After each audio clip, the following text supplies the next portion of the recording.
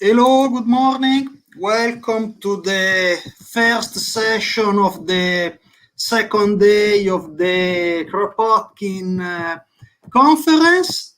So this will be one of the English-speaking sessions. There will be also sessions in Portuguese and other languages later, but feel free in any case to send your question in the YouTube chat in any language. We will translate this for the presenters. So we have a great panel this morning. The first presentation is from Julie Beauté. I quote it from the original French title, even if she will present in English. Quand les histoires vivantes font la différence, de L'Entraide de Pierre Kropotkine au depossédés d'Ursula Le Guin. Please, Julie, 15 minutes for you.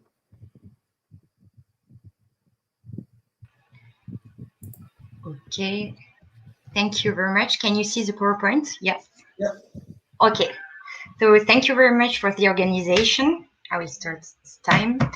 So my dissertation focuses on the role of living beings in the conception of architecture, and I mainly refer to environmental, humanities, and feminist epistemologies. So within this framework, I'm interested in the role of narratives and stories in our relationship to the environment, hence the title here, When Life Stories Make the Difference. In this presentation, I want to analyze the approach of Kropotkin's mutual aid through Le Guin's writing, and in particular her novel, The Dispossessed.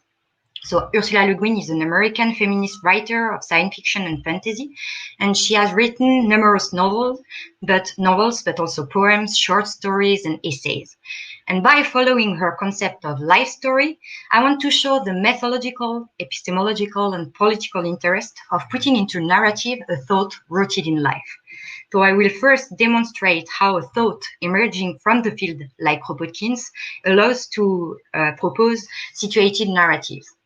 I will then emphasize that Kropotkin and Le Guin are opposed to a notion of killer story and instead promote a so-called life story. And finally, I will show how anarchist science fiction, and in particular that of Le Guin, responds to the requirements of life story principles. So first of all, from field to thought, situated stories. So Kropotkin tracks living beings and ideas within the environment he observes. When he begins to work on evolution models, he is in a period of expedition. At that time, he is deeply impressed by the explanatory scope and power of Darwinian model. And while observing as a naturalist and geologist the cold and hostile Siberian nature, he tries to track down the proofs of Darwinism in the environment he is exploring. And it's finally from his observations in the field that Kropotkin acquires the intuition that the individual struggle for existence is only a marginal phenomenon in the living world, and that mutual aid appears as the main factor of evolution. Kropotkin is thus confronted with a refutation of the theory caused by the very place of the experiment. And it's precisely an innovative geographical approach linking human and natural sciences that characterizes Kropotkin's thoughts, as we saw yesterday. So indeed, he shows a constant concern to localize and specialize phenomena to establish the links between living beings and their environments. And by the way, as we saw yesterday, geography holds an important place in anarchist thought. So Federico Ferretti writes that, I quote, geography served anarchy and anarchy served geography.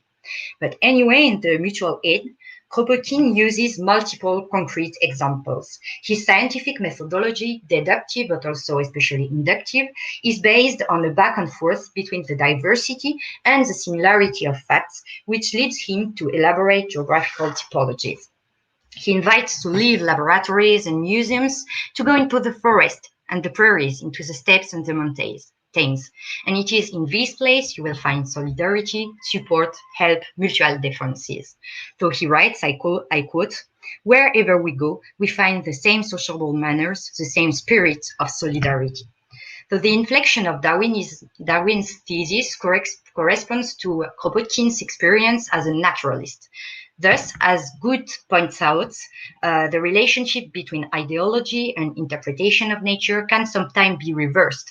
Kropotkin shows that the kind of landscape we see can influence the way we formulate our social preferences, and more generally, the content of scientific discoveries follows the geographical limits of the observation milieu.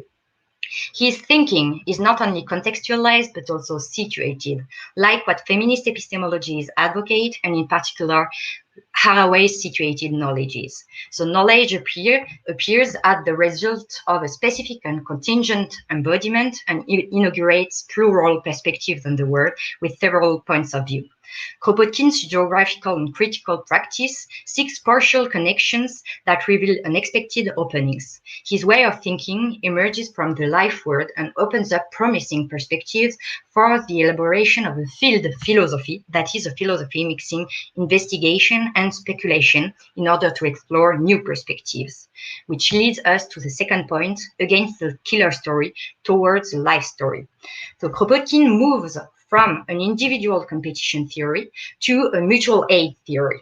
He underlines Darwin's metaphorical use of the notion of struggle for existence and invites us to avoid a literal use, which considers a struggle as a war for individual survival and refers to a Malthusian framework of individual competition. And on the contrary, by emphasizing the role of external circumstances and variable environmental conditions, Kropotkin shows that the adaptation on the background of multiple dependencies tends to evacuate competition and individualism. So mutual aid appears as a better guide to progress than the war of all against all. And in spite of the lack of attention it has received, the mutual aid factor has a huge role in the evolution. So for Kropotkin, as for other anarchist geographers, mutual aid allows us to discredit any gladiatorial vision of living relations. So as for Kropotkin, the world is not that a mortifying place, that scarcity realm of which economists speak. The unbridled individualism is rather modern creation. However, many historians have preconceived ideas and strong predilection for the dramatic aspects of history. And moreover, the documents they study exaggerate the part of human life dedicated to struggles and neglect the peaceful sides. That's why history, natural history, or human histories today offers inaccurate pictures of the world because it pays no attention to the peaceful life of living beings. So this history, this great story, Le Guin calls it the killer story. She writes, I quote, "We've heard it. We've all heard all about all the sticks, spears, and swords, the things to bash and poke and hit with, the long, hard things. So this poisoned masculine story hides solidarity and entanglements, and the challenge is therefore to move from the figure of the sword to that of the carrier bag." Kropotkin and Le Guin agree on the need to rewrite history under a new perspective and under the career bag perspective.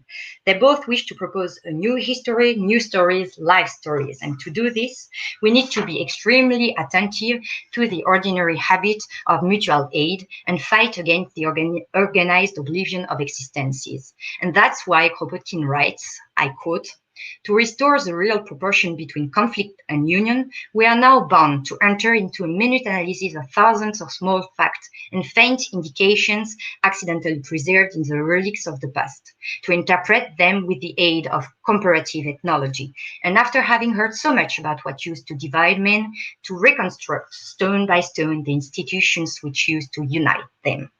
So against the story of the ascent of man the hero, Kropotkin's and Le Guin's life stories propose instead narratives without heroes nor heroism, concerned with reality and people, attentive to the ordinary life. In the mutual aid, Kropotkin points out the fact that if he had kept a diary of powerful political movements, the people he would have written about would not have been heroes and their names would have been forgotten. He would have spoken about collective and anonymous devotion. And Kropotkin criticizes a particular kind of heroism, the one that promotes the idea of the state. Anyway, the self-assertion of the individual has long attracted analysts, historians, and sociologists' attention. And according to Kropotkin, history as it has been written so far, is only a description of the ways by which theocracy, military power, autocracy, and plutocracy have been established and maintained. And similarly, in Dancing at the Edge of the World, Le Guin castigates heroism because it evacuates people, it evacuates their thoughts, their thongs out of history. He says it is with a certain feeling of urgency that she seeks, I quote, the nature, subject, words of the other story, the untold one, the life story. The story, it's a story without heroes. It's an eccentric, anarchist, and tangled story. And as for her, the novel appears as a fundamentally non-heroic form because it contains not heroes, but people. Hence, anarchist science fiction, because fictions appear as an ideal mean to propose life stories that keep an anarchist perspective, that is, with applied morality of cooperation and mutual assistance. So the issue is therefore to consider a smooth passage from utopias, from Euclidean, masculine European utopias, to fictions which make competition, tension, and struggle non-essential. And more precisely, the issue is to move from anarchist utopia to ethnofictions, to multiply utopian visions, to explore new perspectives, and to allow anarchism to become reflexive. Le Guin's father was a famous anthropologist. That may be one of the reasons why she shows a curiosity for scientific information, as well as a taste for detail in the description of social natural environments. In The Dispossessed, for example, the scene is super important. The scene always determines the action. Le Guin is also sensible to culture and people differences, which always appear as something precious. And indeed, her conception of otherness, which rejects the idea of absolute difference, provides the framework of her understanding of equality. It's precisely about understanding the affinities and similarities between differences, thanks to dialogue and communications, which make encounter and mutual recognition possible. So in her novel story, ethnology takes the place of scientific underpinning of her fiction, complemented by her knowledge of different mythologies and her reflection on linguistics. Each fictional ethnology, each ethnofiction proposes a thought experiment on the political power forms and on the ethical links between beings. And science fiction seems today to be able to propose this anarchist ethnofiction perspective if we consider it as Le Guin does. As for her, science fiction can be seen as a, I quote, far less rigid, narrow field, not necessarily Promethean or apocalyptic at all, and in fact less a mythological genre than a realistic one. So science fiction then becomes an attempt to describe what is happening, what people actually do and feel, how they relate to the other things in the universe. So in this sense, science fiction fantasy is less predictive than descriptive. And we can see that in the novel The Dispossessed and Ambiguous Utopia, which explores some of the dilemmas of anarchist utopia, but through the lived experience of its protagonist and not through theoretical or ideological statements. But long before the plot begins, Odo, the libertarian leader, clearly evoking Kropotkin, inspires a revolt against the capitalist class system of her own planet, Uras. So her followers, the followers of Odo, leave Uras, the planet Uras, for the planet Anares, which means the place beyond or without things, to create a non-hierarchical society based on Kropotkin's principles of mutual aid, voluntary cooperation, and decentralization. On the depraved planet Anares, the production means are in common. Everyone has equal access to life necessities. Work is voluntary and perceived as a game and as a social task. And there is also strict equality in all relationships, and the language of Anares is fundamentally egalitarian in structure and grammar. And it's within this framework that the plot follows the physicist Chevek, it's his name, Chevek, with two parallel stories, one about the anarchist world of Anares and the other about the capitalist world of Uras. He ends up with an anarchist revolution on Uras and then returns to Anares to regenerate the dysfunctional anarchism there. So the book transcends the convention of utopia, but without abandoning the utopian project.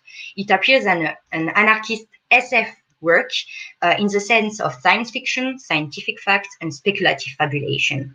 It investigates different ways of life. It stages and popularizes Kropotkinian ideas and questions forms of political power. So SF helps to explore chaotic worlds of becoming, to fabulate a different order of things, and to imagine how things could be different. So beneath her SF novels is a poetic, symbolic conception of the universe based on the harmony of human being with the elements, with light and darkness, with life and death forces. So Le Guin's stories touch our imagination beyond the simple narrative. With her networks of words and characters, she provokes a real decolonization of imagination and an openness to difference. So in a very short conclusion, I have shown that from Kropotkin to Le Guin, it's the story that makes all the difference. We need to have new images in our thinking mind, where the revolution begins. We need to venture into a transformed landscape, to tell new stories, because, as Le Guin writes, still there are seeds to be gathered and room in the bag of stars. And I thank you very much.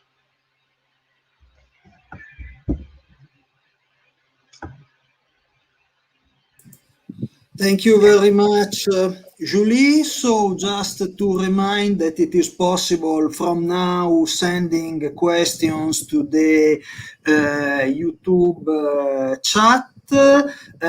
Então também para o público brasileiro podem enviar perguntas na chat do YouTube sem problema, também em português. Vamos traduzir para os palestrantes. So the next presentation is from Toru Oda, Translation as a Divided Inheritance in Early 20th Century Japan, Sakae Ōsugi, Contrapuntal Reading of Kropotkin. Please, Toru, 15 minutes for you. Can you share the slide? Yes, thank you.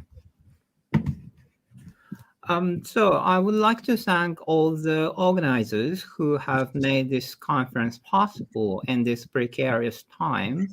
And I would also like to thank Ferretti for chairing this panel. And of course, I'm very happy to be with the other panelists and all virtual participants who I believe are all committed to anarchist ideals and sensitivities. And I have to apologize, my PowerPoint is not in Portuguese, so sorry about that. I didn't just have time and I don't speak Portuguese. Okay, so let me begin. Polyglot and polymorphous, Sakae Ōsugi was a provocative popularizer and iconic embodiment of Western anarchism in modern Japan. He was a great essayist, known for impressive aphorisms like "Beauty is in disorder," and "I like the spirit." He remains popular in the public mind and in academia alike, and the complete works of Ōsugi have been published 3 times, with the latest, most comprehensive one published in the mid-2010s. The simple fact that his celebrated translation of Mutual Aid is still in print testifies the lingering influence of Ōsugi in Japanese language anarchism. This presentation attempts to shed light on decisive and yet controversial roles he played as a translator-writer in the reception of Kropotkin texts and ideas in early 20th century Japanese intellectual discourse. As Benedict Anderson evocatively depicts in Under 3 Flags, Anarchism and the Anti-Colonial Imagination, the emergent vast rhizomal network of communication around the turn of the 19th century enabled a wider and faster global circulation of peoples and ideas. However, it also opened up productively cacophonous gaps for non-Western readers, because diverse and even mutually antagonistic texts produced in different times and contexts came to them simultaneously and almost out of context. In this respect, Ōsugi is a case in point. Here, I would like to examine which Kropotkin texts he did not translate and with what texts he juxtaposed Kropotkin. By doing so, I hope to read Ōsugi's translational activities as an uneasy virtual side of creative negotiations in which what Kropotkin detested meet with Kropotkin's biological and anthropological reflections on life. In conclusion, I would like to pose an open-ended question about Ōsugi's constant interest in anarchist biographies, which may be understood as another way of representing anarchism across temporal and spatial distance.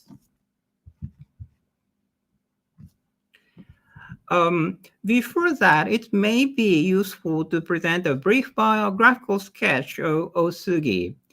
One thing I can say for sure is that Ōsugi is the most inspirational and charismatic anarchist in modern history of Japan because of his rebellious lifestyle and extremely generous personality, because of his fierce individualism and lovable arrogance, because of his love affairs with several women, and casual indifference to societal norms. Ōsugi was born to a military family, but not aristocratic and not as well off as Kropotkin's, and went to a cadet school. And like Kropotkin, instead of pursuing an academic career, he chose to be a freelance writer, activist, and agitator. Ōsugi died relatively young at the age of 38 in 1923. In truth, he was lynched to death by police, along with his nephew and his partner, Noe Ito, a renowned anarchist and feminist, and admirer of Emma Goldman, in the chaotic aftermath of the Great Kanto earthquake. Despite his only too short life, Ōsugi's legacies are numerous. Ōsugi founded and edited several influential periodicals on modern thought and labor movement, which advocated various anarchist causes from communist anarchism to individual anarchism to anarcho-syndicalism. Ōsugi was very much interested in anarchist movement in other countries, and when an international anarchist conference was to be held in Berlin in 1923, he was chosen as a dispatch to Europe. He traveled to France only to be arrested and imprisoned after delivering a speech on May Day and then deported back to Japan.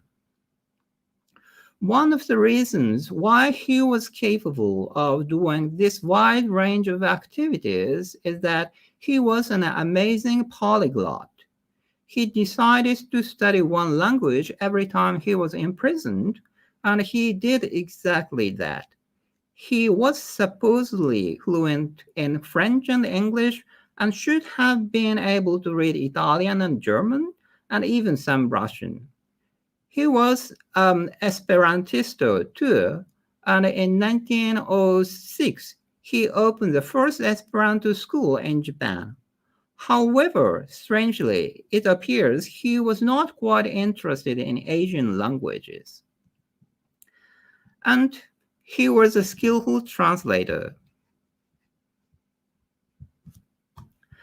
He translated many texts written in Western languages, including such canonical texts like Charles Darwin's The Origin of Species, Romain Rolland, Le Théâtre du Peuple, several main texts of Peter Kropotkin, Jean-Henri Favre's books on insects, as well as several scientific and sociological works that are lesser known today. Indeed, many of his essays are disguised translations, and he is conscious of his intellectual debt to foreign sources. What I'd like to do in this presentation is to examine what is missing in Ōsugi's translation constellation and explore what his translational practices aspires to. as Sho Konishi recommends in his remarkable book, Anarchist Modernity, Cooperatism, and Japanese-Russian Intellectual Relations in Modern Japan, we should look at what was not translated rather than what was actually translated, because exclusion is often more telling than inclusion.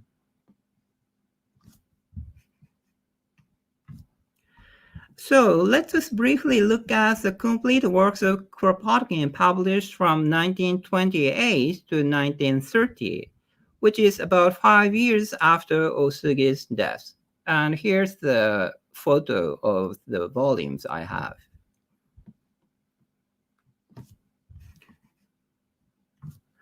This series includes 2 book-length Kropotkin translations by Ōsugi, and his selection should already tell a lot about how he understood Kropotkin. If we believe what Ōsugi says, he began to read Kropotkin before he was 20.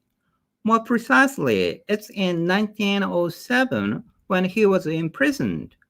And that was when he became familiar with anarchism in general, including Kropotkin's major works like La Conquête du Pain, Mutual Aid, Memoir of a Revolutionist, Parole d'un Révolté, and other pamphlets, along with Jean Grave, Enrico Malatesta, Élisée Reclus, Bakunin.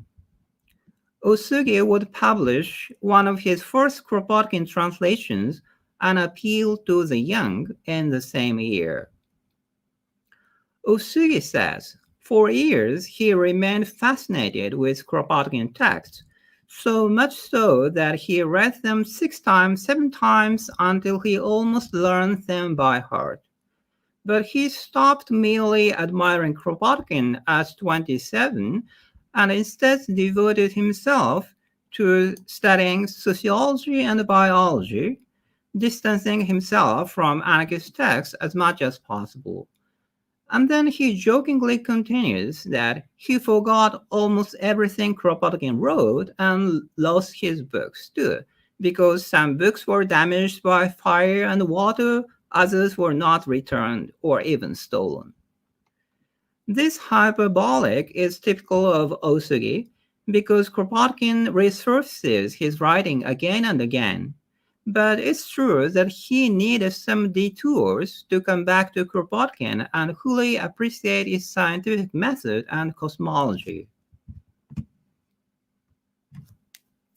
What he needed is to balance individualism and collectivity, and his first fascination and disillusionment in Nietzsche's strong individuals is telling.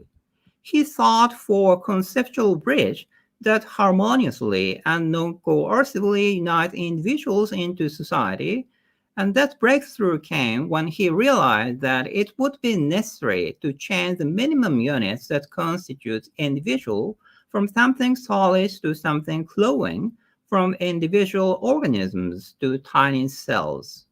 For this purpose, Le Bon's destabilization of materiality, the neo-Darwinian idea of germplasm, and Bergson's idea of life as non-teleological explosion seems to be a great help.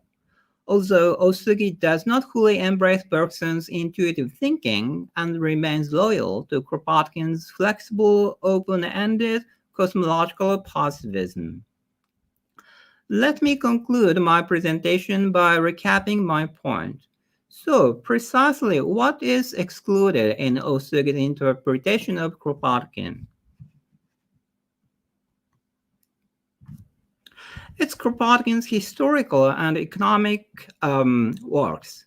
Ōsugi foregrounds Kropotkin's scientific works on life, life of organism, collective life of humanity, and it extracts from them a more intensive and extensive vision of life, as most vividly expressed in his early essays, where life movements and directions as such are emphasized, rather than what factors oppress and expand life.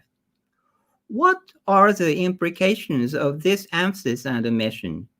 It's wrong to claim that Ōsugi makes Kropotkin more philosophical by relating him to contemporary tendencies in philosophy like Bergsonism or pragmatism, nor is it quite true to argue that Ōsugi updates Kropotkin by connecting him to labor movement.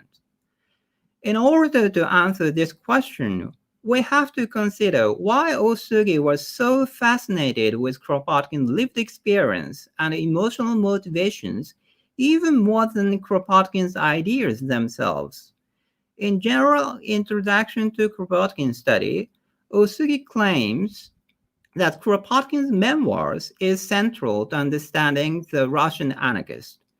Interestingly, Ōsugi would write several biographical essays about Bakunin and Nestor Makhno, and even produce several narratives out of his own life. This biographical or autobiographical tendency might be comparable to Emma Goldman's Living My Life and Alexander Berkman's Prison Memoir. Does anarchism become more approachable and persuasive when it's represented as life stories? Is this tendency something universal or time-specific or place-specific? I have no clear answer to these questions, but to conclude my presentation, I'd like to give you some tentative thoughts in relation to Ōsugi's characterization of anarchist ideals. According to him, it's not enough to find them in books.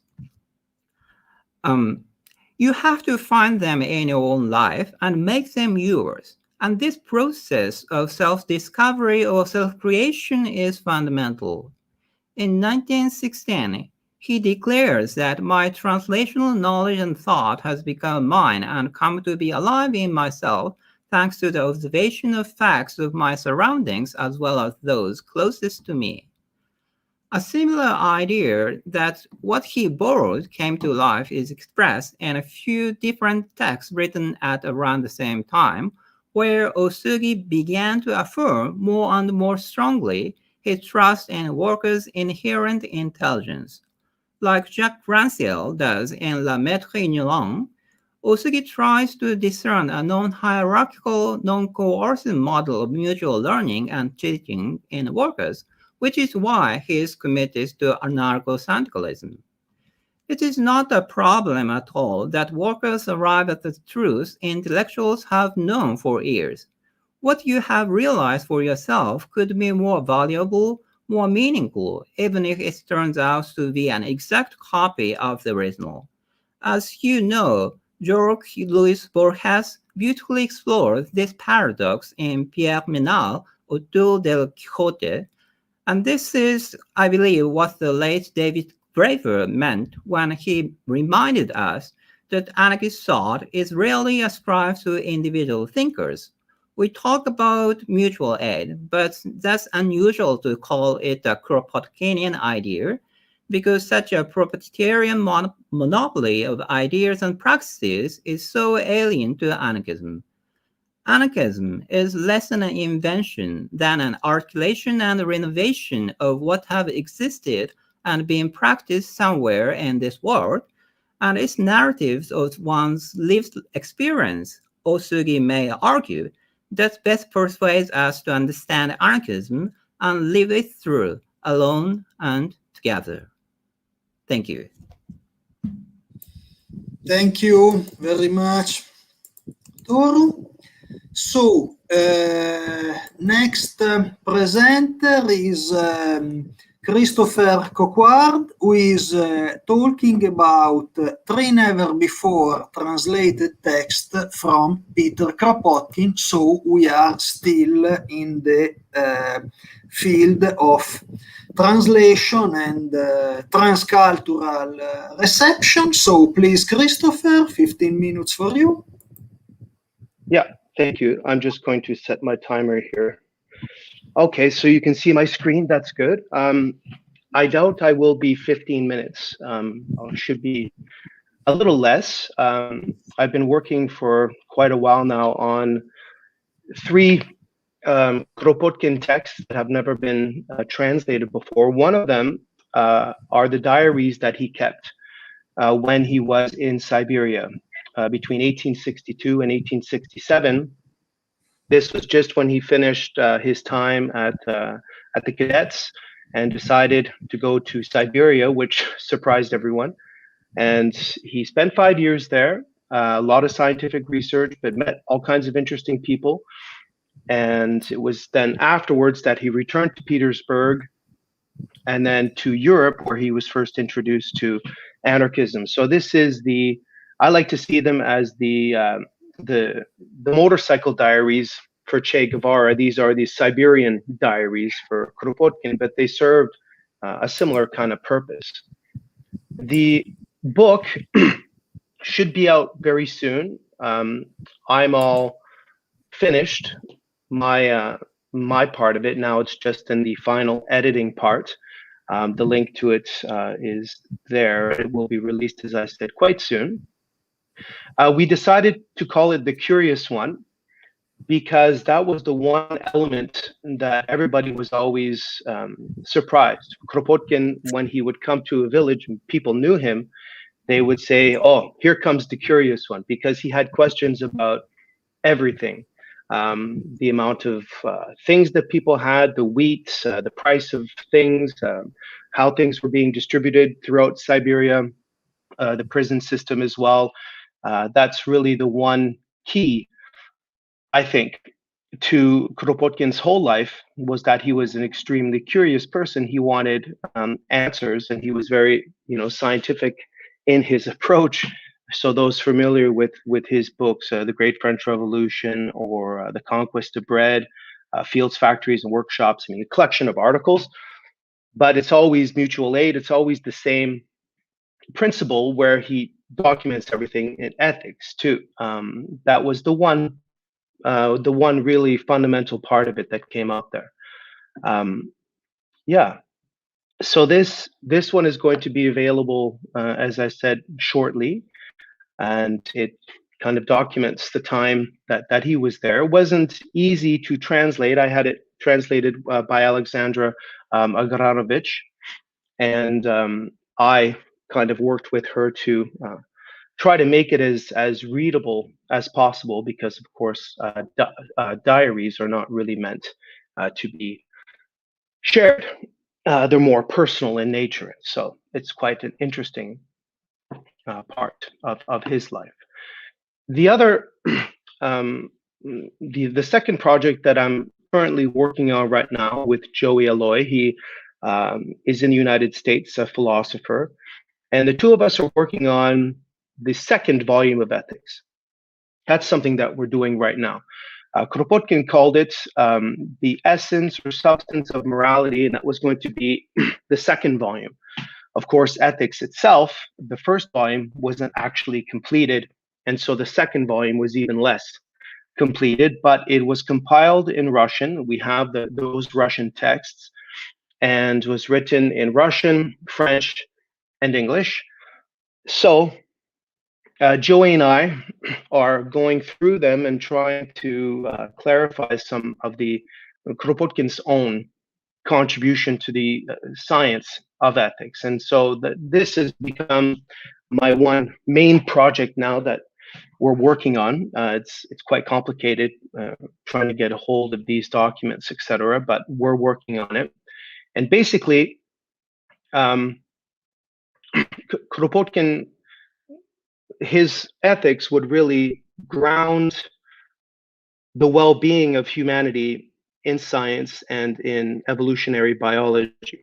So it was ethics without any supernatural origin to it. And again, we get into sociological, political, and economic factors that could really bring out our mutual aid tendencies and to counter the survival of the fittest ideology, which itself was an abuse of Darwin, a misreading of Darwin, really. And that's basically what we're trying to make clear, because throughout ethics number one, there are different little hints, because the first volume of ethics is really just an exhaustive history of ethical science, ethical thought, and philosophy over time. And every once in a while, you see teased out small hints and clues as to what Kropotkin saw as his own ethical formula. So he saw it as being three parts based on the evolutionary biology of mutual aid, upon which is built justice and equality. That would be the second part.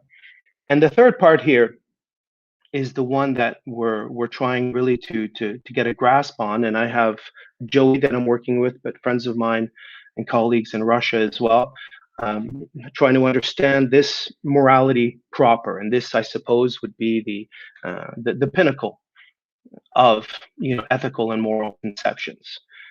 And we're working our way slowly through these scattered fragments and trying to tease out.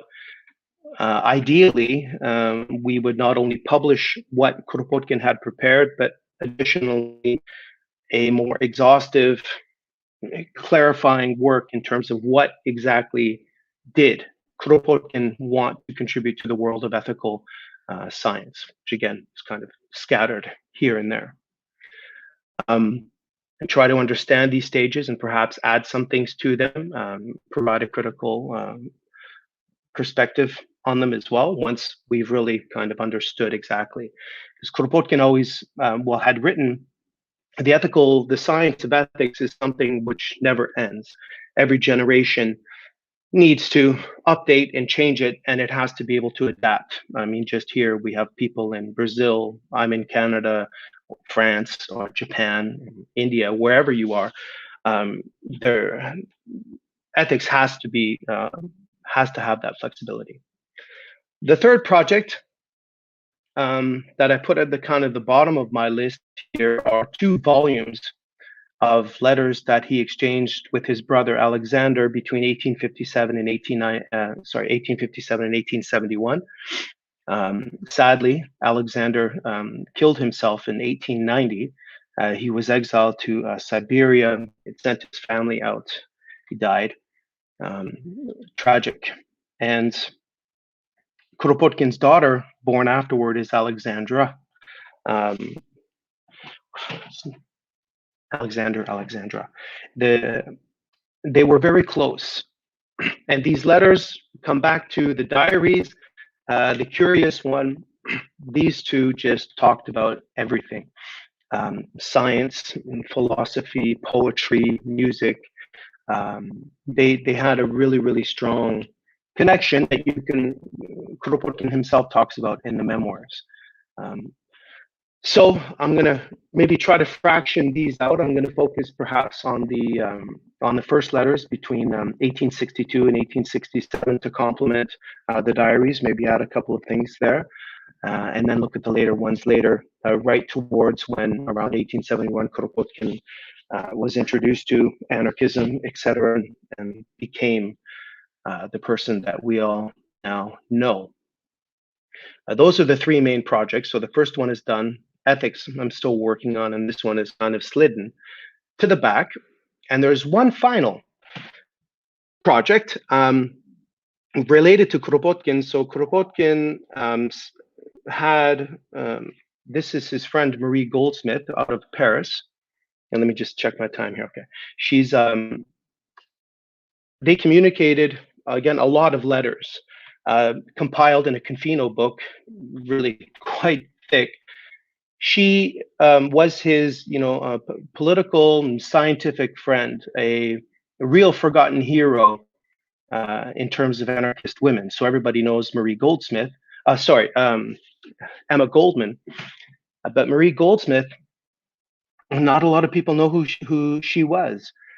And so right now, with the help of Soren Ho, I'm kind of unearthing some of the things that she's written, working on a biography of her, publishing some of what she's done. But her life is always very intertwined with the life of Kropotkin and his family. So after Kropotkin died, then Marie was in touch with Sophie, Kropotkin's wife, Alexandra, his daughter, creating a museum in Moscow, working on the 2nd volume of Ethics as well. And a friend tells me that in one of those letters, she had also envisioned a 2nd volume of Mutual Aid. And that would have been superb because Marie Goldsmith was a PhD, a scientist, a biologist, and quite renowned, in fact, had written quite a few articles that are even still cited today, her and Yves Delage. And so we're kind of unearthing that project right now. So if anybody's interested in the world of Marie Goldsmith, you can let me know. We're trying to compile a little bit of a team. Yeah. And so I can be a little bit under time. I still have 4 minutes left, but I'm looking forward to the next presentation. And again, thank you to everybody who has organized this conference. And for those of you who are managing it, I know how difficult that is. So I will now pass to the next speaker. Thank you very much, Christopher. That's really amazing, fantastic to translate all this stuff, also for the facing the linguistic challenges that we know so well.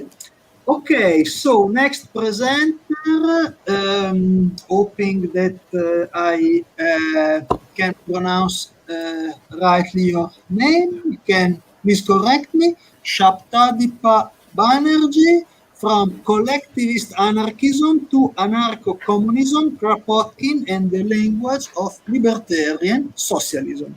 Please, 15 minutes for you. Thank you. Federico, I hope you can hear me. I mean, everybody can hear me. Yes. Yeah, the pronunciation was perfect. And good evening from India.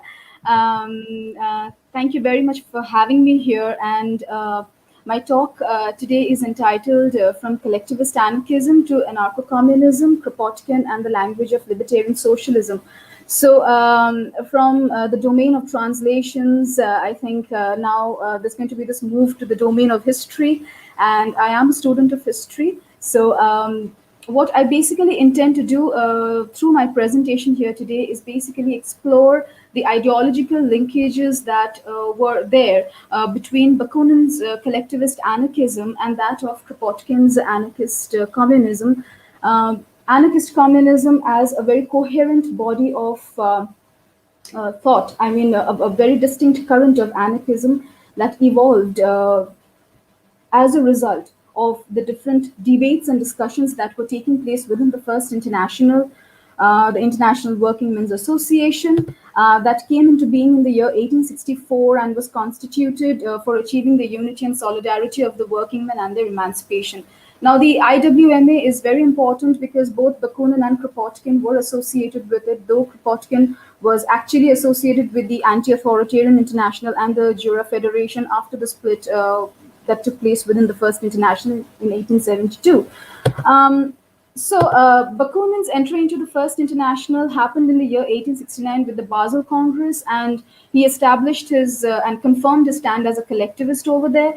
And he called for the abolition of the twin instruments of exploitation, landed property, and the law of inheritance that perpetuated the exploitation of the proletariat by the capitalists or the bourgeoisie.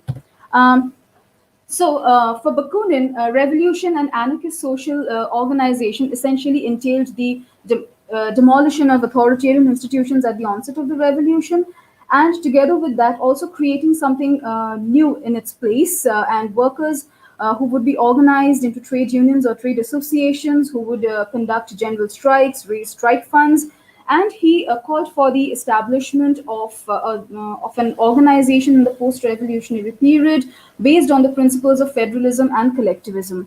So that is how he envisaged the post-revolutionary anarchist society.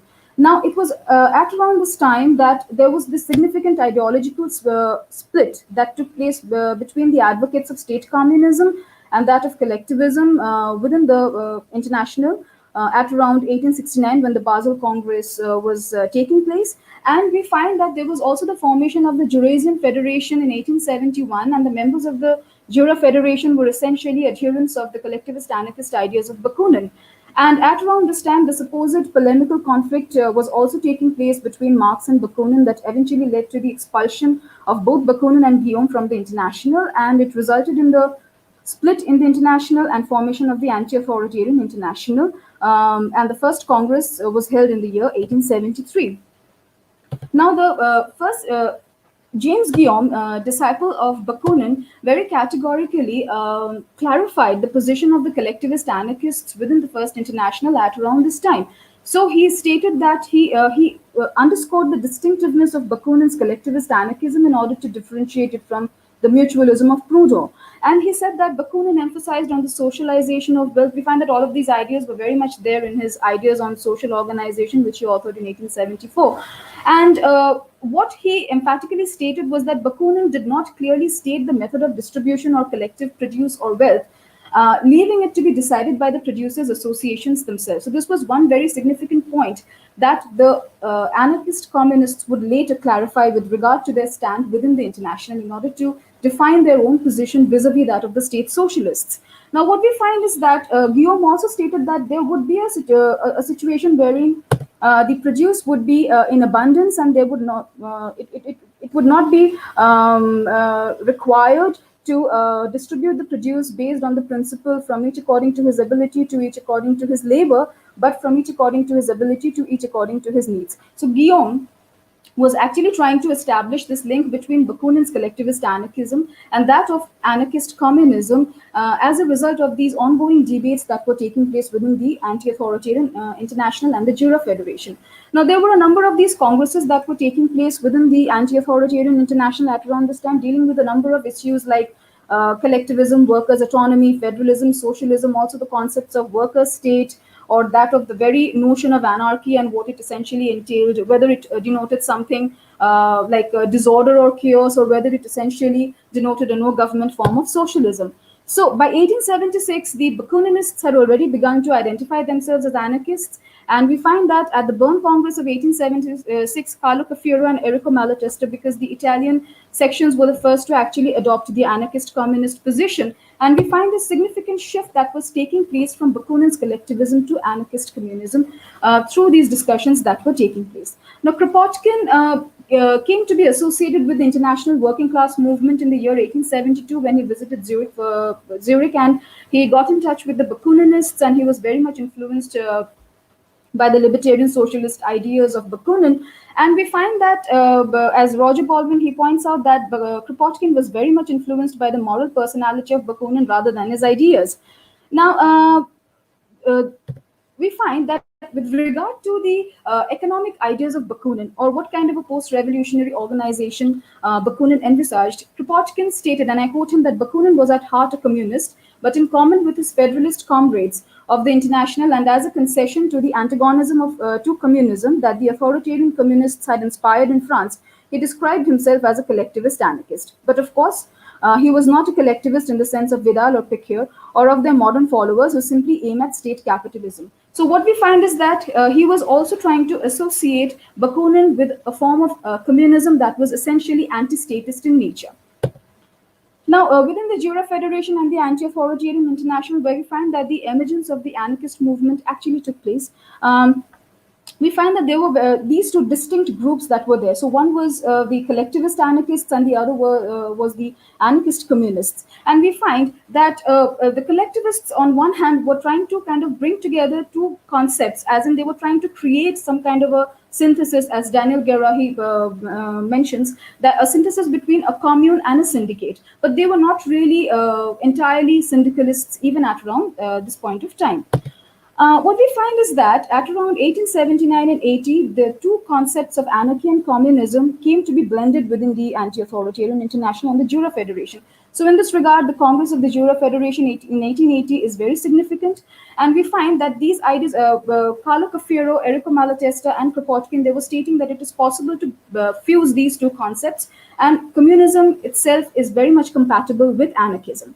So we find that the idea of the commune was also very much clearly defined at this point, because the collectivist anarchists were talking about the need to reorganize society into a federation of communes, and they were laying a lot of emphasis on the commune as the unit that would actually constitute the post-revolutionary anarchist society. But the anarchist communists fear that it could actually lead to some kind of a state centralization at a later time. So they were more concerned with the principle of the distribution of the produce, and they were more concerned with creating a society that would function on the basis of the principles of communism. but that was essentially anti-statist in nature. So Carlo Cafiero, in his report, Anarchy and Communism, emphatically stated, and I quote him, "The idea of collectivism has given rise to mistaken interpretations which must be swept away. We want collectivism with all its logical consequences, not just from the point of view of collective appropriation of the means of production, but also from the point of view of enjoyment and collective consumption of products. Anarchist communism thus is going to be the necessary and inevitable consequence of the social revolution and the expression of the new civilization that this revolution is to usher in." So what we find is that these were those important developments that were leading to the crystallization of the very theory of anarchist communism within the International. Of course, maybe theorization is not something, is not a term that I should be using for this particular period, because they were still experimenting and thinking of how to blend these two concepts. But definitely it would be taken up later by Kropotkin from the 1880s onwards in order to theorize what anarchist communism essentially entailed. So what we find is that he started to write extensively, and he also wrote a number of articles on expropriation that became the basis of his later work, The Conquest of Bread. And for Kropotkin, revolution essentially would lead to the creation of an anarchist communist society, and anarchism for him was the no government form of socialism, where there would be, at the onset of the revolution, expropriation and the abolition of the existing authoritarian political and economic structures. So he called for the need for the conquest of bread, and also the communalization of food, dwellings, and clothing as provisions for the revolutionaries once the revolution took off. So for Kropotkin, anarchism was a creative, constructive power of the people themselves, and the post-revolutionary society would have to be organized on the basis of the principles of federalism and collectivism. But the principle of communism would also be there, because the distribution would be done on the basis of from each according to his ability, to each according to his needs. So there would be a lot of produce, and there would be no need to measure what an individual, the amount of labor that an individual put in order to produce that particular commodity. So in this particular post-revolutionary anarchist society, there would be well-being for all, and formation of free groups and federations, collective ownership of the means of produce, free agreement, free cooperation, mutual aid. And he also critiqued the collectivist wages system and called for the abolition of the collectivist wages system. However, even in this post-revolutionary society, Bakunin and Kropotkin, both of them left a lot of space for individual action and initiative in order to ensure economic and political liberty. Now, Kropotkin lived through the Russian Revolution, and he saw what the Russian Revolution entailed. In order to, what I'm basically trying to look at in my research is also the manner in which these currents of anarchism, anarcho-communism, and anarcho-syndicalism laid the foundations of the ideology of libertarian socialism that had its manifestations through a number of these revolutions and movements that took place in the first half of the 20th century. Now, with regard to the Bolshevik Revolution, Kropotkin emphasized that the Soviets or councils that were controlling the economic and political life of Russia essentially defeated the whole purpose of the revolution, and he made a trenchant critique of the strong centralized state communism in Russia, something that Bakunin had done way back in the 19th century, in the sense that he had predicted what essentially state socialism would lead to. So for Kropotkin, Russian Revolution served as an example of how not to introduce communism. So the efficacy of peasants and workers' councils would be reduced under party dictatorship. Social revolution and centralized party dictatorship, according to Kropotkin, were essentially contradictory.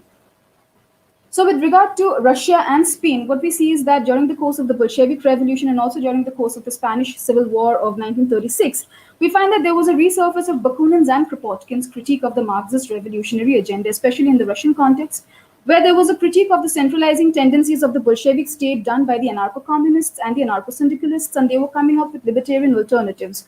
And they were talking about workers' organization in the form of trade unions or syndicates or workers' cooperatives constituted into a free federation of communes. This is something that we also see in Spain, because Bakuninist influence was a lot more in Spain. And we find that during the course of the Civil War, you had these workers' self-management or workers' control in industries and agriculture. And there was this unique coordination between rural collectives and urban socialized enterprises. And these collectives were essentially based on mutual cooperation and free agreement. So to conclude my presentation, what I have tried to do through my presentation, and what I'm essentially looking at even in my research, is that these ideological links that were there between Bakunin's collectivist anarchism and anarchist communism, I think are important to explore in order to see how the theory of anarchism itself evolved through the course of the international working class movement that was at that point of time being conducted through the First International, and after the split through the Anti-Authoritarian and the Jura Federation.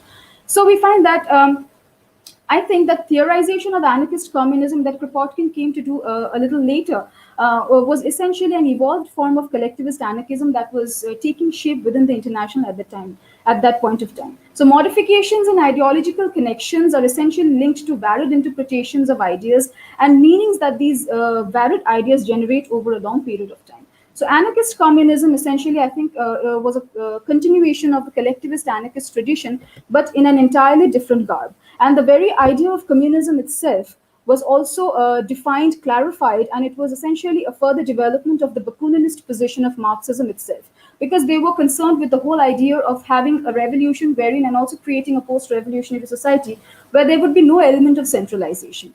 So anarcho-communism and anarcho-syndicalism constituted the ideological foundation of libertarian socialism, which had its manifestations in the libertarian alternatives in Russia and Spain in the first half of the 20th century. And most importantly, I think that all of these ideas that were associated with the First International and all the debates and discussions that were taking place, it essentially led to the creation of a very coherent body of thought associated with anarchism through its two very distinct currents, anarcho-communism and anarcho-syndicalism, and it led to the development of a very constructive vision for future society.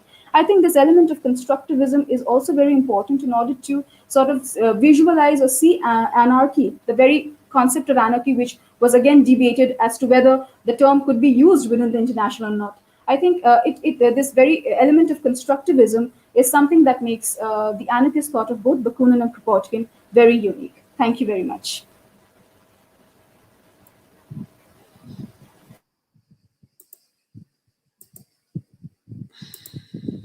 Thank you very much, and thank you all for these four great presentations. So we have already some questions that I have pasted in the private chat that you can see for our presenters. So just to encourage everybody else to send other questions in the YouTube chat, even in Portuguese, in the language you prefer. So to start to respond some of these questions, I would say that the first two were for Julie, from Peterson Roberto da Silva. So the first question for you, Julie, was that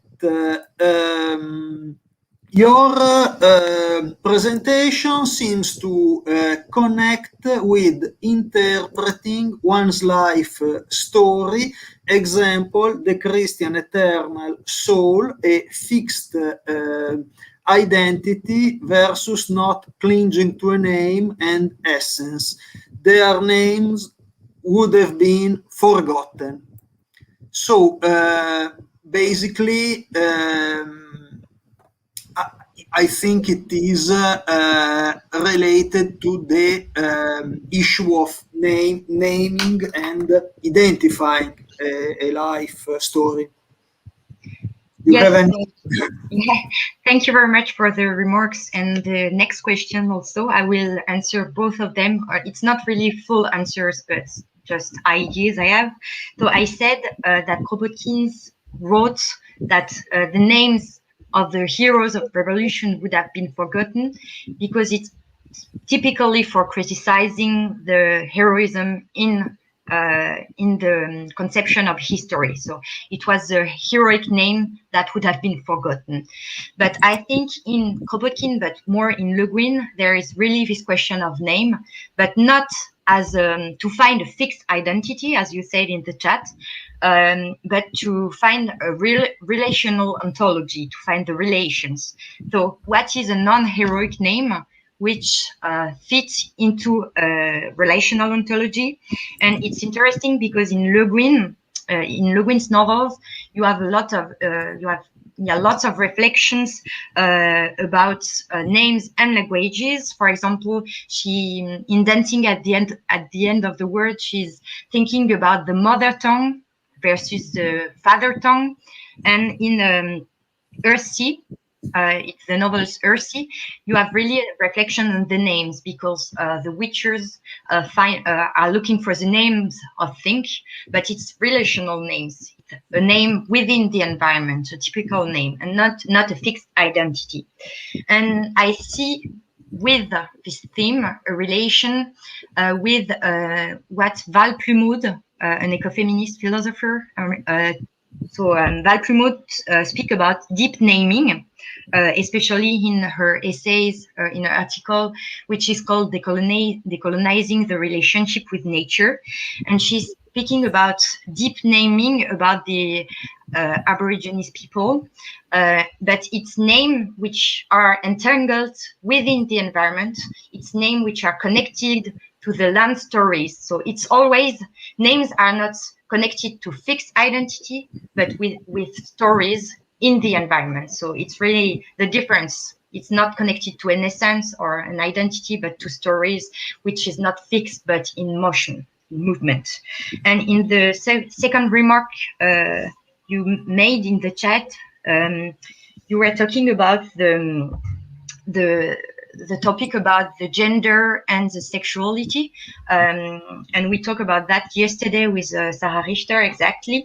And Le Guin is really thinking about this gender identity and sexual identity, and Kropotkin never did that, so it's right. And I think that Le Guin tries a continuation of Kropotkin's ideas in a feminist direction, so it's something different, but also a continuation. And in the novel The Left Hand of the Night, she's proposing an ethnofiction about gender identity.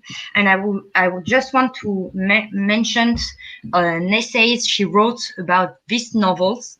So you can find this essay in the book Dancing at the Edge of the World. And the text is called in English, Is Gender Necessary? So it's super interesting because Le Guin writes about her novels she wrote before, and the translation of this text in French is, but I translate the translation, is it's called Is Gender Identity Necessary? So it's this reflection, it's not a big answer, it's more a reflection, and it's always in movements. And thank you for the remarks and the questions.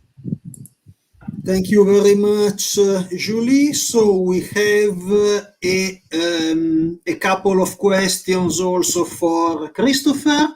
The first is from Damián Hernández Marrero. Translated from Spanish, it would be, "That's great. A translation of the second volume of Ethics would be something which didn't exist. So can you talk more about this text?" So I think that you already introduced this text in your presentation, but maybe it means that you may tell something more about what will be new, what will be challenging in this text, and tell something more on that, basically. Yeah. So in front of me here, I have the French version of Ethics. Going back to Marie Goldsmith, she did the translation for the French text in Ethics. And this is the text that I used to do all of my research on, because her translation went above and beyond a translation. It was a simultaneous translation and interpretation. Some of the most beautiful French I've ever read. Just absolutely phenomenal. If you read Ethics 1, which was not completed when Kropotkin died, there are little hints everywhere, okay? In the second volume, afterwards, and part 2, etc. He mentions it all over the place, very scattered. So what he had when he passed away is a piece of paper that said notes to a continuer, written in French, because we have French, Russian, and English. And it was basically just an outline of how he wanted to have the second part of ethics, and some of the notes and some of the fragments and some of the texts. It would be his own contribution. As I said, ethics number 1 is highly historical in nature, really kind of like an analysis of the history of ethics. The second volume so far, I'd say, contains 18 to 20 fragments, French, English, and Russian ones, and they seek to elaborate on the 3-membered, trilogy, the way that he conceived of ethics. So far, we've made our way through the first 2 of the fragments, and then the third one we're going to be working on soon, which is going to be justice, talking a lot about justice and the importance of justice. This Marie Goldsmith, or whichever version of ethics that you choose to read, the one that's available, if you look at it again, you will see that he did talk about the second volume, and it does exist, but it's very fragmented. Some of it is just a series of notes and ideas, and some of the rest of it is, in fact, properly written. But again, it needs to be edited. It needs to be clarified. The translation has to be looked at, the words, the ideas, to kind of chisel out a little bit what he envisioned that second volume of ethics being, right? So that's what we're trying to do right now. And I have a whole team of people with me, professionals. It's already available in Russian, but it's not available yet in English, which is what we want to do. And Federico, I can answer the question about Marie Goldsmith if you like. Yes, please. May I read the question for everybody? It is from RR. Christopher, great presentation, thanks. Please could you talk more about the relation and mutual influences between Kropotkin and Marie Goldsmith in the scientific area? I guess biology, in any case, as you mentioned, Marie Goldsmith is another of these overlooked female figures on which it is really urgent to foster further research and work as you are doing. Please, Christopher. Yeah, so it kind of ties in with Marie Goldsmith anyway, the French version of ethics. And if anybody here can read French, I really strongly suggest that you read her volume of ethics. So this is the Confino book I was mentioning. These are the compiled letters between Goldsmith and Kropotkin. You can see quite a few of them. And it began after Kropotkin was already an anarchist. I think it began roughly around 1898 or so, and went all the way up until his death. The scientific relationship between the two, so quickly, her PhD was in des réactions physiologiques et psychiques des poissons, the physiological and psychological reactions of fish. And then she produced quite a few papers also in the scientific realm. Now, when you read through some of these, now most of these are in Russian, they go through politics, sociology, etc. Scientifically too, however. So there's kind of like a similarity between Kropotkin and his brother Alexander. Those letters are just an intense curiosity in here too, where they were bouncing. Kropotkin was relying on her, was asking for her advice, asking for her opinion, asking for her feedback. When it came to editing, he was the only one. She was the only one that he trusted with the translations of his work, at least into French, and relied quite a lot on her. As I mentioned, mutual aid. Her background was in biology, evolutionary biology as well. We're only scratching the surface right now. So back to Sarah Richter. I'm hoping to get her involved in this as well, that she can, and other people too, other people to get involved to kind of have a better idea of this, of how formidable and brilliant this woman was, and basically how sad it is that we don't know much more about her, but we're hoping to rectify that So at the very least, she, you know, the two of them were in communication, and I think the nature of people, of society, of relationships, especially when they're, you know, theoretical relationships, or when people have a relationship based upon an idea, which is Goldsmith and Kropotkin in terms of anarchism and science, it's normal that they influence each other, etc. But yeah, there's definitely a lot to say there. And that one letter I'm going to translate later on that has to do with the Mutual Aid Volume 2. But Marie Goldsmith would be in an incredible place to do that, because she was a working scientist and was publishing things. And that's as much as I can say for now, because we're still digging in French. More to come. Okay, this is clearly work in progress, but great work anyway. Just before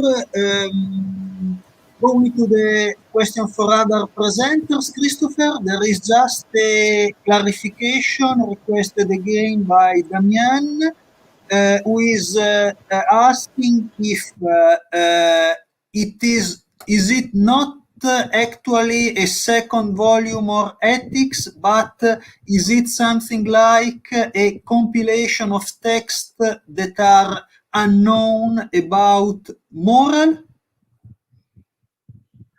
So according to Kropotkin's letter that he wrote to a continuer, this was his plan for the second volume of Ethics. It was unfinished, but it was, in fact, a plan for the second volume of Ethics. And it included the chapters that he wanted, the order that he wanted them in, and it included those fragments. So chapter 1 was included, what he had, 2, 3, 4, etc. Now, Kropotkin was famous, of course, for not really writing any books, but there being basically most of what we read from him are a collection of articles. So this was the same thing now for Ethics number 2, but it was very clear in that letter that was left, and that the Russian version that I have in the introduction clearly establishes how they went about compiling it and making it clear that it is not finished. It's very not finished. You know, the first one is already not finished. The second one is even more unpolished and unrefined and unedited and uncompiled until the Russian one came out. And so that's the one that we're basing it on now. So we want to publish that, and then afterwards we want to come back at it and kind of tie in elements from the first part of it. But yeah, it was clearly a second volume of Ethics. That answers the question. Okay, thank you. I think that it is clear. Now we have a question for Saptadeepa by Caio Nunes da Cruz, who is asking, can you talk about Kropotkin's views on CGT syndicalism? He wrote a preface to Émile Pouget and Émile Pateau's book, How We Shall Bring About the Revolution. He talked about syndicalist utopia. So I guess that it is basically on Kropotkin's view about revolutionary syndicalism. Yeah. Thank you for the question. I've not really had a look at this, but I'll definitely look this up. But the little bit that I have read and the little idea that I have about Kropotkin's views on syndicalism, I don't think that he really pinned his hopes on trade unions or trade associations as, units into which workers could be effectively organized and which would actually serve as units in the post-revolutionary anarchist society, because it was also at the time when Kropotkin was actually functioning within the anti-authoritarian International and Jura Federation. What we see is that there was a lot of, there were reservations with regard to whether the communist principle can be applied with regard to the anarchist movement itself. And the anarchists themselves were in a state of dilemma as to whether they should actually, lean towards the communist anarchist society, or whether they should actually focus their attention on collectivism and trade unionism, etc., etc. So I think it was Bakunin who actually pinned his hopes to a greater extent on the trade unions and trade associations. I think Kropotkin feared that they would actually eventually turn out to be reformist in nature, because the latter half of the 19th century was actually a period of state socialism and a lot of parliamentarianism, where there was a predominance of reformism in the socialist movement itself, and there were wide varieties of these different groups that were functioning. Also, with the formation of the Second International, where the anarchists really had no major role to play. So I think that this very question of syndicalism and the kind of role that trade unions can play in the anarchist movement, it was something that kept disturbing the anarchists even in the first half of the 20th century, when in the Anarchist International of 1907, you had these basic questions with regard to how to use these trade unions, whether to see them as an end in themselves, where workers get involved in trade unions and they conduct their movement and they're happy with whatever gains they make, or whether you have these trade unions as basic units in the post-revolutionary anarchist society. So I think Kropotkin had his reservations about these trade unions, and I don't think he would have really favored that kind of a revolution wherein you have these associations playing a more predominant role than bringing about a total revolution wherein you have the overhauling of the entire system. So that is my take on it. I don't know if I've answered your question. Thank you. I think that you provided good insights. Caio may reply if he has further clarification to request.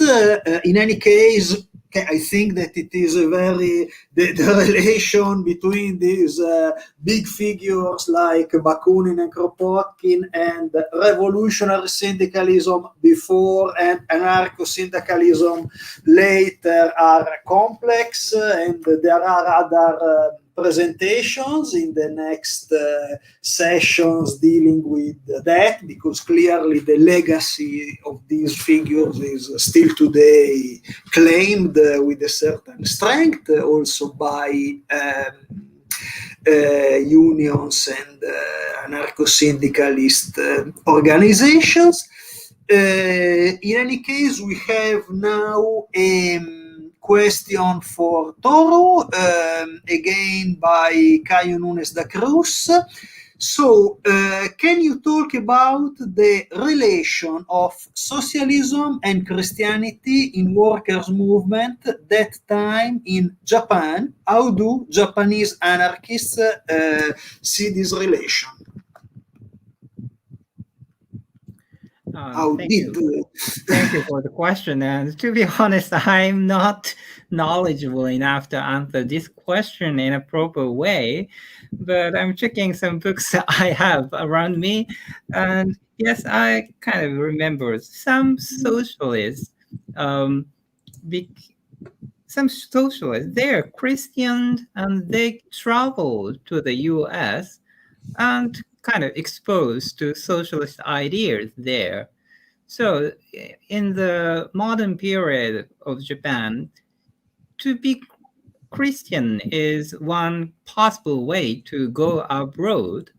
So I think there is some path from being Christian to socialist. And when I think about how anarchists like Ōsugi, so Christians, strangely, he talks little about religion.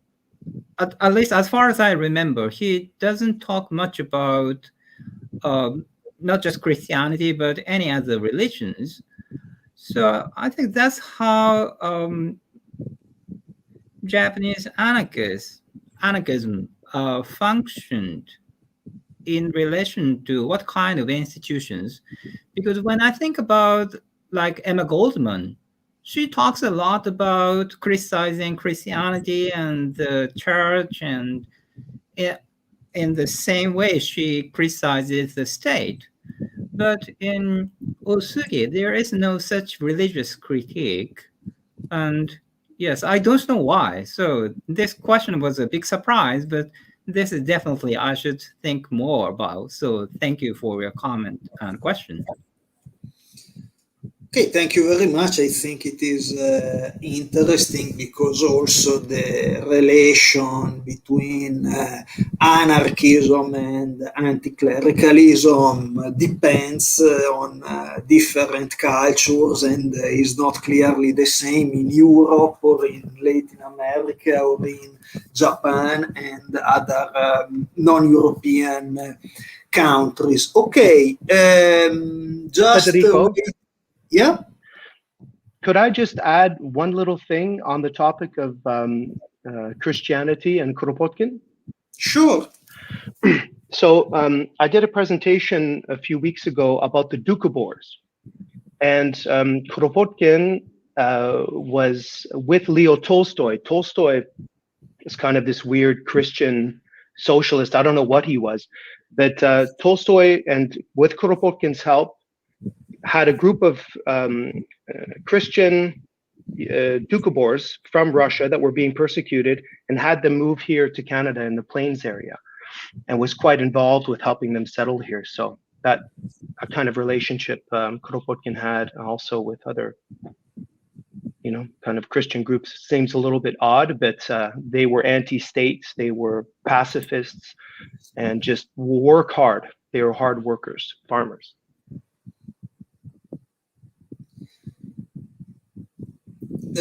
Okay, so while we wait for any possible other question for the public, I may ask if there are any further remarks from the presenters. If any of you has any questions for other presenters, anything to add?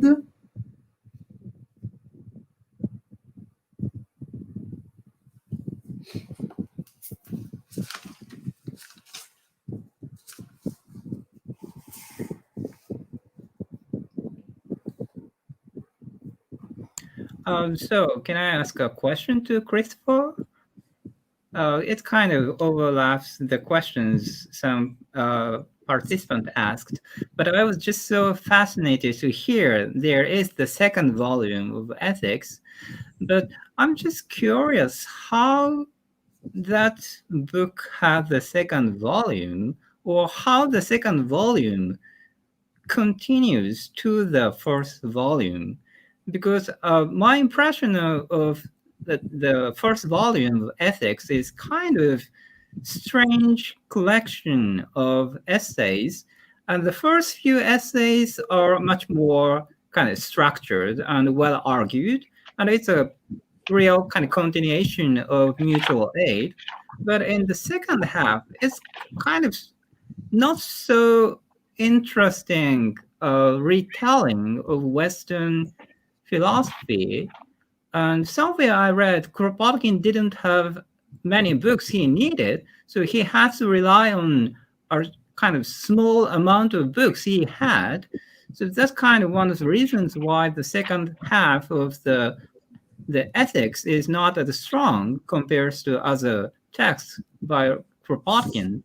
So considering that kind of material kind of scarcity he was living, I'm just curious, he had enough materials and kind of conceptual kind of tools to develop the ideas he presented in the first volume or the first few essays, which should have been written in the early 20th century, 1906 or 1908 or something like that. Mm-hmm. So I'm just curious about what is really in the second volume. Yeah, you're right. The first volume is incomplete, and you're also right that it is a collection of previous articles. However, they're not exactly the same than they were when they were originally published. And you're also right that Kropotkin started working on this ethics arguably in the early 1900s. You mentioned 1906 for sure. This is something that he worked really a lot on, and this is what he dedicated the last years of his life to. And you're right, also in Dimitrov, where he lived, he had problems with the electricity, problems getting hold of books, problem with his age, was unable to have somebody help him type his notes, etc. Now, if I look at the introduction here, written by Marie Goldsmith in 1926, she was tasked with compiling the second volume, and she mentions it here. She mentions that there's a second volume that's going to be released. I'm still looking for that document, which I hope I can find somewhere. I have to kind of search and rush in Moscow at the archives for that. But he did leave a note with all of these different chapters. Now, in terms of it being complete, no, it's really not complete. Some of the texts are larger and more complete than others. One, for example, is only about 1.5 pages to 2 pages long, which is why Joey and I are going to ideally publish everything, okay, the way that he had it. And then in a second volume, do our best to fill in those gaps, okay, relying heavily on Ethics 1, which, as said, is peppered with these little hints, etc. And then put it all together into a clearly defined, at least the best of our ability, really what his approach would be. So the second volume of Ethics, no, is not complete. The first volume of Ethics itself is incomplete. But I do think that this is really, really important. I think that the more you think about it, the more ethics becomes at the heart of everything else that we do. And pretty much everything can be boiled down to ethics. And why, should we be good to each other? Is it because there's a heaven or there's a hell? Or how do we promote those mutual aid instincts, which a lot of the speakers here are going to talk about too. I hope that answered your question a little bit. It's kind of chiseling out what we have and then kind of building the rest based on not only ethics #1, but even other anarchist ethics, for example, that Kropotkin wrote, his other essays. That'll be a more difficult job to do. Thank you. Great. This is obviously the intriguing part of archival work. Christopher, there is another question for you from Thomas, who asks, following Toru's question, I was wondering the same about the second volume of Mutual Aid. Were there any hints about the material of this, and is there a possibility of its discovery? Yeah, so that comes from Pascal, a friend of a friend, looking into Marie Goldsmith. What I'm doing here is I'm just opening up the book with the letters. I think on the 7th of January, 1910, is when Marie Goldsmith and Kropotkin discussed the idea of collaborating, I believe, on a second volume of Mutual Aid, more grounded in science. That's the only hint that I have right now. In Russia, in Moscow, they contain Marie Goldsmith's archives because she died. Actually, she killed herself in Paris, and then after her things were moved elsewhere, and then during the war, when Stalin had taken up that part of Europe, he took those archives and brought them to Moscow, and there's a ton of those archives, but it's very difficult for us to get a hold of them, and so that's what we're trying to do. Once we have those archives, that's when we would better be able to answer those questions. For example, she may have written her own kind of idea about that. I'm not really sure. It's kind of cool. It's super exciting anyway. All these little treasures. Okay, thank you. There is a question from Breno that I guess it may be for you again, but it could also be for everybody in the panel, because it is quite a quite big matter, that is how the ethics discourse is articulated with the aesthetics and literature question. Does everybody has an hint?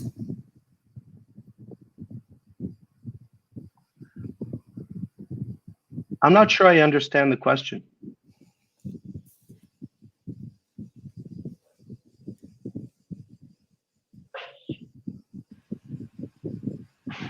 So I guess that it is basically what is the relation between ethics and aesthetics in Kropotkin philosophy, for what I guess. I maybe have an answer, but not about Kropotkin, about Le Guin. I would say Le Guin would answer like this to this question.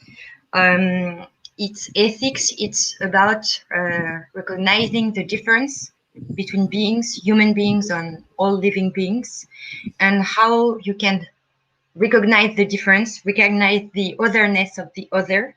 It's by finding similarities between differences. And for Le Guin, it's interesting because she writes a lot about the other, the differences. For example, her characters are always different in any kind of ways, and but it's not an absolute difference. And every time the goal, the aim is to find the similarities between difference, and that's how you can find a relation. That's how you can recognize the other. And how is it connected to aesthetic and literature?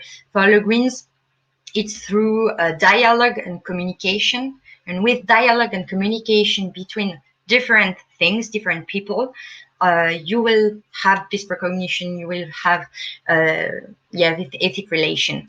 And after that, Le Guin stages this dialogue, this communication through ethics, literature, novels, science fiction, and etc. That would be, I think, Le Guin's answer. Could I say something quickly, Federico, about literature? Sure. So, a really interesting book to read by Kropotkin. I'm not sure if a lot of people have read it. It's his Ideals and Realities of Russian Literature. He wrote that book about Russian literature. And if you really look at it, he's going through the different phases of Russian literature, but always teasing out these themes, very social themes, the books that influenced him, poems that influenced him as a kid.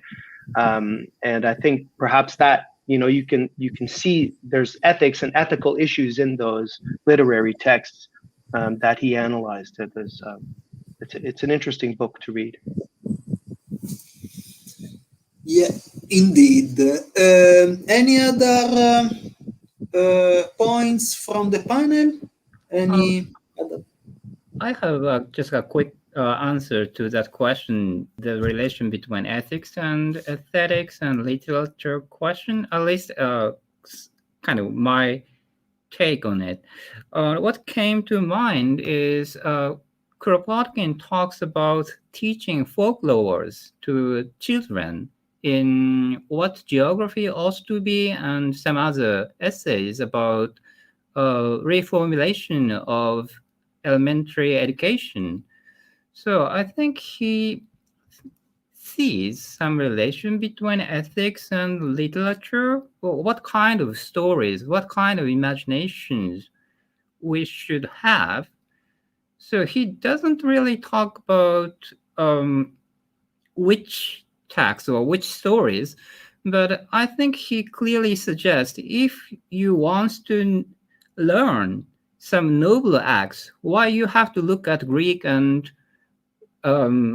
Latin texts all the time? Why not look at some folklores in other nations, other places?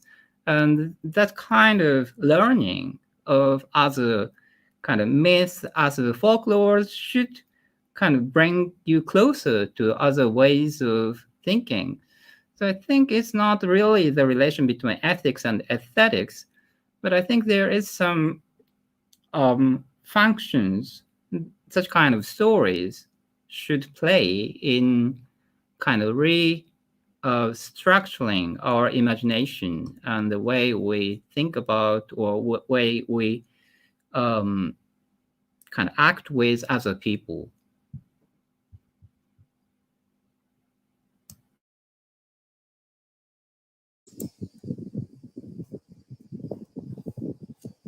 Anybody else? And I just needed to make, if I can, one small little clarification. So when I mentioned that Kropotkin had a continuer, my colleague Soren reminds me that in fact other sources at the time specified that Kropotkin wanted Marie Goldsmith to be the one to continue his second ethics, and that is a testament to how much he trusted her and her value as well. That's all I just wanted to say.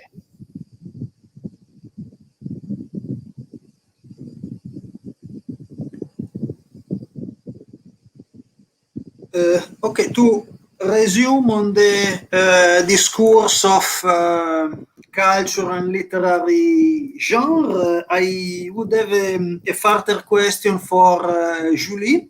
I was intrigued by your reference to decolonization.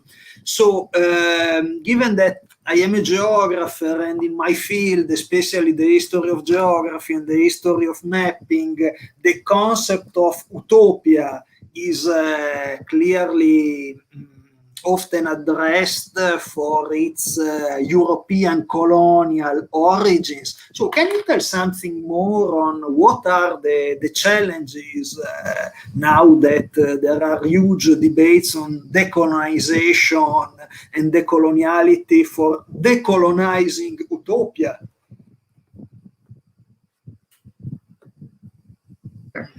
Yeah, thank you for this really interesting question. It's super interesting, and Le Guin thought a lot about that.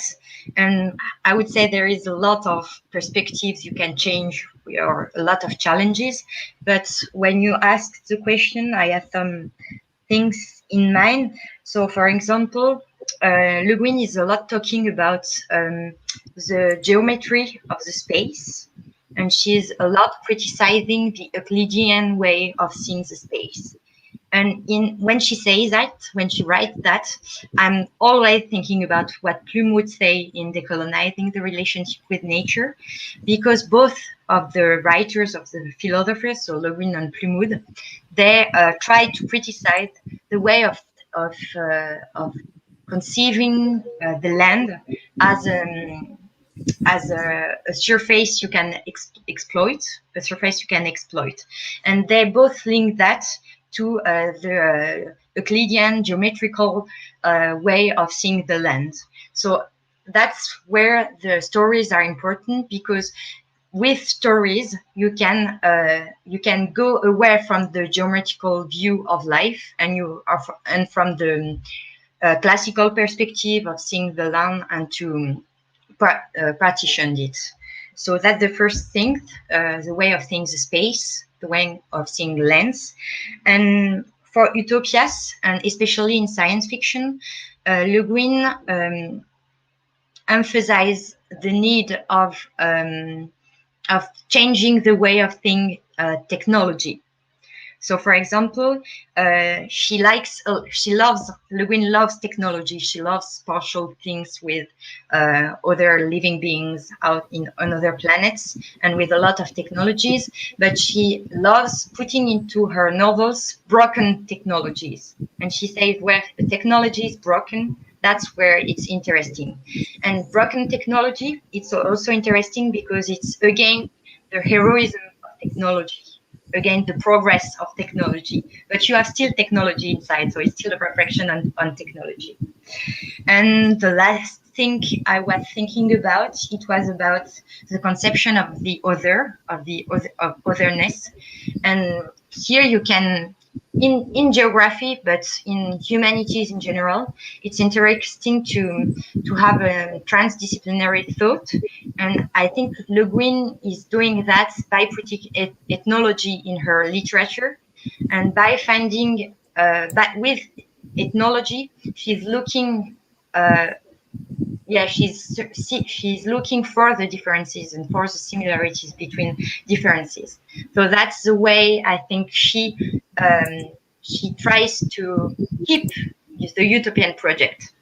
Yes, because it's interesting, because the Dispossessed, the subtitle is an ambiguous utopia, because she takes utopian conventions, but she changed it a bit. For example, the dispossessed protagonist, Shevek, is not going to an utopia. He's leaving an utopia to our world, whereas it's look like the Earth, and to come back to the utopia, but which is an ambiguous utopia. So it's super interesting because it's a reflection on the both worlds. So it's a way of changing the way of writing utopias, I think. I don't know if I answered the question, but yes, absolutely. And I think that it relates also to an interesting history of the concept of utopia in anarchist thought. On the one hand, you have these classical figures like Reclus, Kropotkin, who refused to be defined utopians because utopians was something like a political critique to them, and they said, no, we want to construct a certain kind of society which is feasible, reasonable, etc., etc. And on the other hand, you have a fascination for the idea of building utopias, of imagining new world. I think that a great reading remains The Journey Through Utopia by Maria Luisa Berneri, expressing these. If I may add something, Le Guin is interesting also because she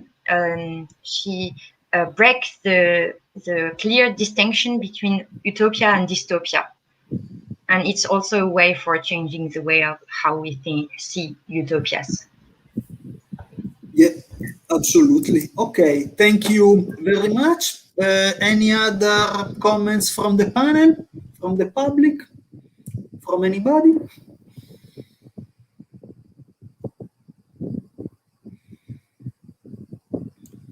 Well, just say a few words to Kyle. Thank you for your comments. So I didn't notice there is a reference to the influence of Christianism in Ōsugi's early formation. I should really check it. So thank you. And broadly speaking, whether there is any relation between anarchism and spiritualism, yes, I think that's true in Japan too. So there is some kind of spiritual realms, how you deal with your inner truth. So I think if we think at that level, there is some, or I don't know how strong connections between anarchism and spiritualism. And when I think about how Japanese anarchism kind of developed or devolved after the Soviet communism, it's kind of strangely related to right-wing kind of emperor worship in some way. So in some way, Japanese anarchists kind of broke into two different paths, kind of right and left. And in some peculiar way, that right-wing anarchism kind of relates to emperor worship. So I think that's kind of how spiritual questions could kind of push anarchism to some strange kind of directions.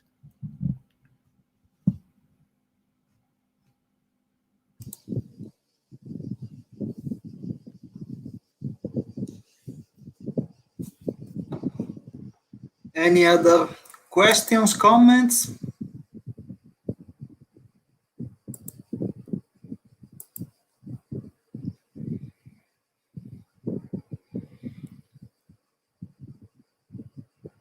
So, okay, given the time and given that it will be long days for the conference, I think that